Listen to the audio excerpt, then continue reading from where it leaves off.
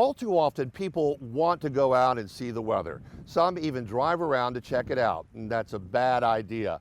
As hurricanes approach, know the lay of your land. Be aware of areas that tend to flood and places where high winds could bring down trees or power lines. Also, look around your property. Hanging baskets, patio furniture, or playground equipment could actually become a dangerous threat in strong winds. When conditions deteriorate, get inside and just stay there. Put as many walls as you can between you and the outside.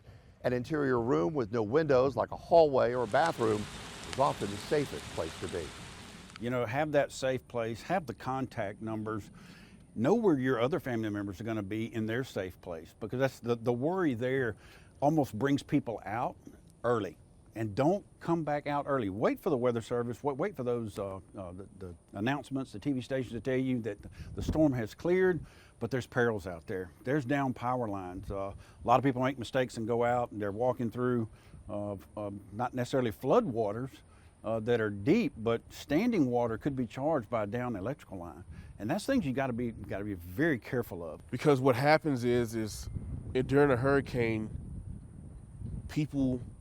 first responders don't get out in the conditions over 35, 40 miles per hour. So the roads can become cut off and nobody's going to come and save you. So it's important to move out of the way before the storms, where you can have free reign to move and set up and do what you need to do. Otherwise, you're going to be confined to where you are, and you could be getting yourself in a big pickle if you are cut off or nobody can get to you, especially if the winds are high. They're not coming. Make sure you have a way to receive weather alerts. Listen to your local emergency management officials and avoid travel when severe weather does move into the area. We have more information available on the MEMA website and through our mobile app.